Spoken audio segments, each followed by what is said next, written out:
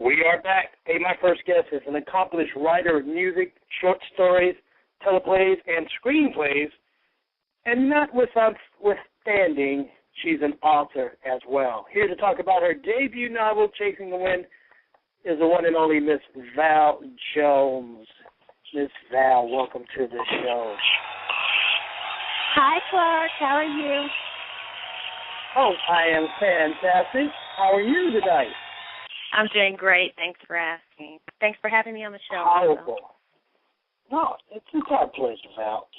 You know, here's a formal welcome to the show. It's always wonderful to speak with a very good writer. And having looked over your information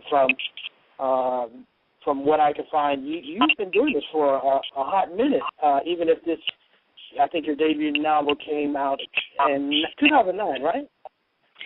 2009, that is correct. But I have been writing for a very long time, since I was a young girl. Well, that's what I want to dive into. What part of writing, or as a writer, do you love? What do I love? Just the freedom to express myself. I used it when I was younger as a way to express my emotions and my feelings about some of the things that were going on in my life.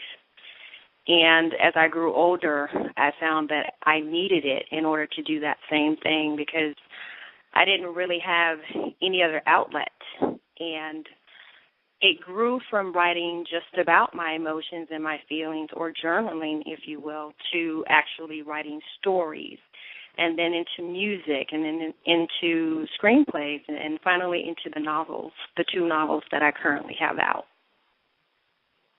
Well, that's a perfect segue to my next question, which was, it seemed as if it was a natural transition from writer of music to a novelist. Is that true, or was there some baby steps you had to take along the way?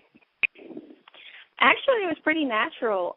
I don't know if a lot of people notice or not, but a lot of Chasing the Wind and almost all of Under the Sun, which is my second novel, it rhymes. And I think that came from my musical background. I used to be a rapper, believe it or not, Clark. But because of that musical background, God gave me the ability to make it rhyme. And I think people, when they come to the book signings and they actually hear me reading from the book, they can hear that rhythm that the book has, or that both books have, actually. Okay, Val, my microphone was acting up, even though we spent about $35,000 on it. So I'm going to ask this again. Did you say that you were a rapper at one time, Val? You heard that right. I was a rapper at one time, a rapper and a singer in high school. Okay, the system is working. Okay. Oh wow. You know, that's we got to talk about that later on. We have to get. I'm gonna have to have you back and do a couple of raps for us for old and old times. Oh my goodness. I don't know if I remember any. That's okay. Hey, listen, I want to dive right into your book, Chasing the Wind. Okay. A bit about the book I want to give to everyone. It is offered in hardbound, paperback, and ebook. Paperback is about 342 pages. Publisher is FOG Productions, LLC, found on your website, Amazon, DNN, to name just a few places you can pick up this book. Now, this book is a story about choices we make and the consequences we face. Now, Val, where did you get the notion, the mitigated gall, to know that people are actually responsible for their actions? Where did it come from, this new ideology?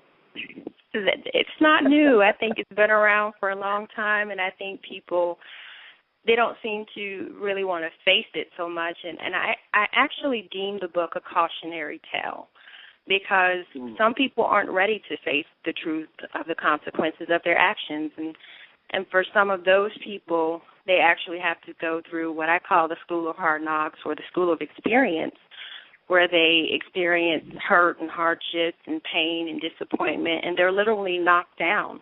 That's exactly what I had to go through, and it's something that I talk about very candidly in the book, all of the trials and the tribulations and the hardships that I personally experienced, and how God brought me through all of those experiences to the other side, if you will. So I think it's important for people to recognize that the choices that they do make have consequences, good or bad.